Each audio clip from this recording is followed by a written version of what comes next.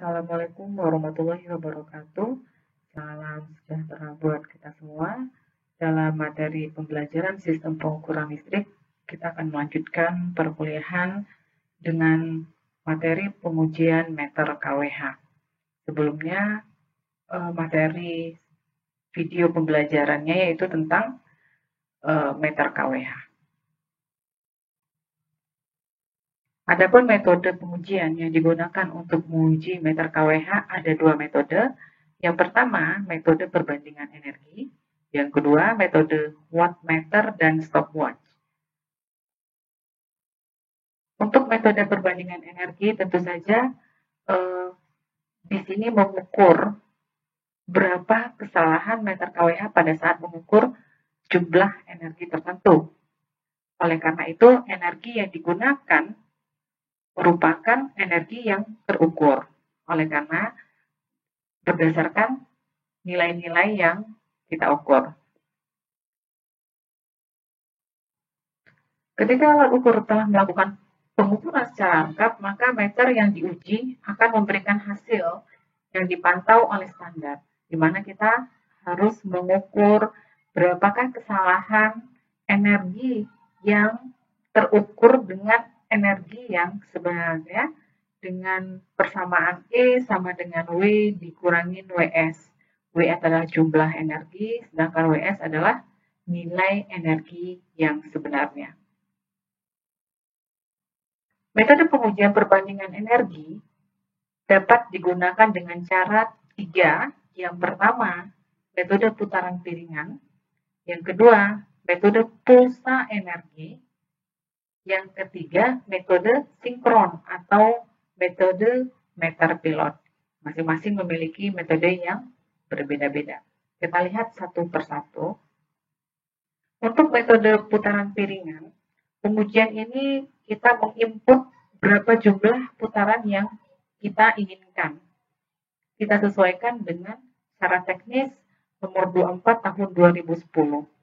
Nah, kesalahan meter yang ditentukan tentu saja menggunakan rumusan error sama dengan jumlah putaran piringan yang diuji dikurangi dengan jumlah putaran piringan pada pembacaan meter standar dibagi dengan jumlah putaran piringan pada pembacaan meter standar dikali 100%. Kalian ketahui bahwa di dalam piringan meter kWh itu ada skala. Nah, skala itu yang dibaca nanti ketika pengujian menggunakan metode ini. Nah, untuk itu, error untuk kesalahan meter kWh, kita bisa mengetahui simpangan piringannya dengan persamaan simpangan dibagi jumlah putaran dikali jumlah skala per putaran dikali 100%. Jadi kalian bisa menghitung nilai simpangan dari piringannya.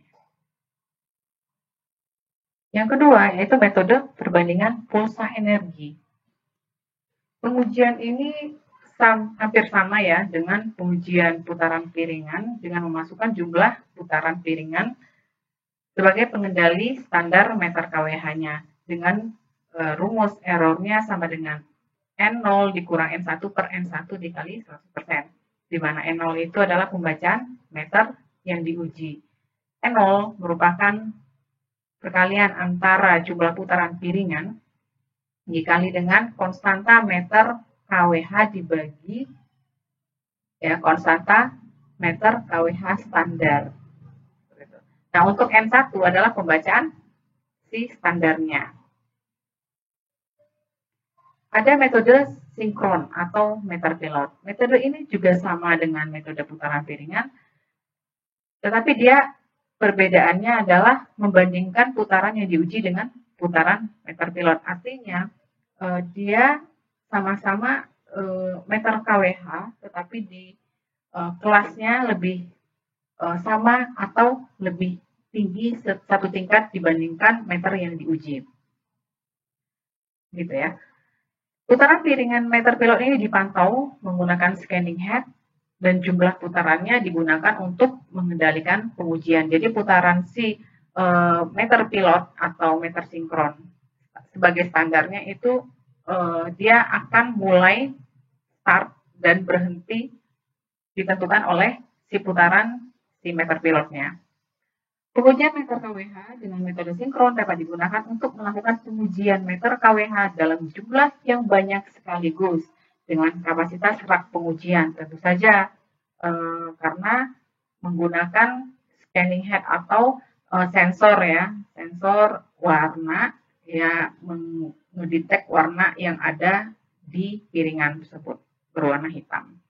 Nah, kesalahan meter KWH metode sinkron atau meter pilot dihitung berdasarkan simpangan putaran piringan dibandingkan dengan jumlah putaran piringan meter pilot. Ya. Persamaannya mirip ya, seperti yang sebelumnya, yaitu E sama dengan simpangan dibagi jumlah skala dikali jumlah putaran piringan dikali 100%. Selanjutnya metode wattmeter dan stopwatch. Nah, metode ini kita menggunakan dua standar, yang pertama wattmeter standar dan standar waktu. Persamaannya adalah error sama dengan waktu meter uji dikurangi dengan waktu meter standar dibagi waktu meter standar dikali 100%. Artinya kalau TM itu adalah menggunakan persamaan atau formula, sedangkan TS menggunakan stopwatch. Jadi kita hitung ketika dia sekian putaran, misalkan saya memberi putaran 10 putaran, maka saya hitung berapa waktu piringan tersebut berputar selama 10 putaran. Perhitungan waktu meter yang diuji, itu ada 3 perhitungan. Kita ketahui bahwa meter KWH itu ada 2 jenis berdasarkan pasanya ya. Ada 1 fasa, ada meter KWH 3 fasa. Untuk 1 fasa 2 kawat, waktu yang berdasarkan perhitungan itu adalah N dikali 3600 dikali 1000 per K dikali V dikali I cos theta satuannya detik. Di mana N itu sama dengan putaran piringannya, K itu adalah konstanta, V itu adalah tegangan, I itu adalah arus, sedangkan cos P atau cos theta itu sama dengan faktor daya. Sehingga ini persamaannya untuk 3 pasa 3 kawat juga mirip ya persamaannya, bedanya hanya di 3 pasa dikali 3 di bawahnya. Sedangkan untuk 3 pasa 4 kawat di bawahnya dikali akar 3. Oke. Untuk pemasangan meter KWH 1 pasa dan 3 pasa, kalian bisa lihat perbedaannya. Kalau untuk pemasangan 1 pasa 2 kawat seperti ini ya. Kalau misalkan untuk 3 kawat seperti ini, kalian bisa lihat 1 pasa, lain 1, lain 2, lain 3, sedangkan ini adalah netral. Prosedur tera ulang berdasarkan ST nomor 24 tahun 2010, kalian bisa cek, bisa di searching di Google bahwa di sana ada pendahuluan, ada persyaratan administrasi, persyaratan teknis dan kemeteorologian, ada pemeriksaan dan pengujian dan pembubuhan tanda tera. Tolong dibaca kembali ST-nya. Berikutnya, nah ini yang tadi saya sampaikan bahwa meter KWH itu bisa diuji sekaligus sekalian banyak gitu ya. Nah ini kira-kira fasilitas tera ulang meter KWH. Kalian bisa lihat diagram bloknya. Di sana ada power supply, jadi dia mensuplai arus, ada sumber arus dan ada sumber tegangan. Masing-masing masuk ke masing-masing KWH dan di counter, dihitung ya. Masing-masing KWH kontak, dihitung, lalu dibandingkan dengan standarnya yang ini. Sehingga yang keluar di masing-masing KWH itu di displaynya ya, itu yang keluar adalah errornya. Selanjutnya, ini adalah cerapan, ya, cerapan untuk pengujian tera dan tera ulang meter kWh. Di sini disettinglah arus dasar yang berdasarkan ST nomor 24 tahun 2010, bahwa arus dasarnya ini terdiri dari 100% arus dasar, 50%, 10%, dan 5%. Dan untuk cos Pi atau cos theta itu diatur di ST 1, 0,5, 1, 0,5, 1, dan 1.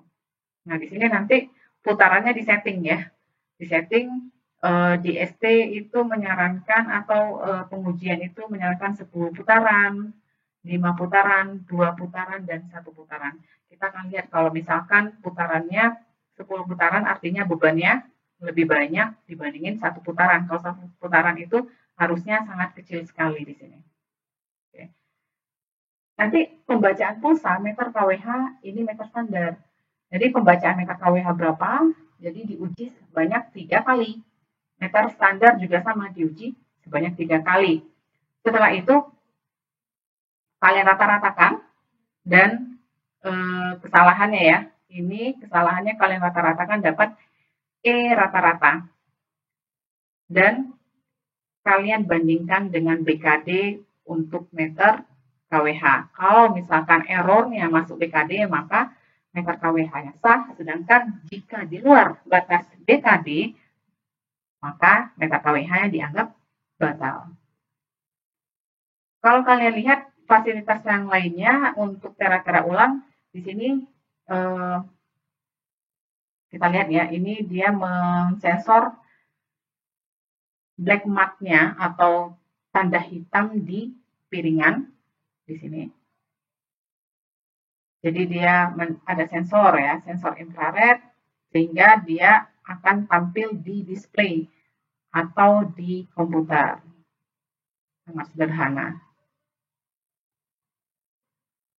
Saya berharap kalian mempelajari ST nomor 24 ya, PDN CAP 2010 tentang persyaratan teknis meter kWh. Ada beberapa soal yang akan saya sampaikan ke kalian. Kita akan bahas bisa lewat online ataupun offline. Mungkin cukup sekian dan terima kasih atas perhatiannya. Assalamualaikum warahmatullahi wabarakatuh.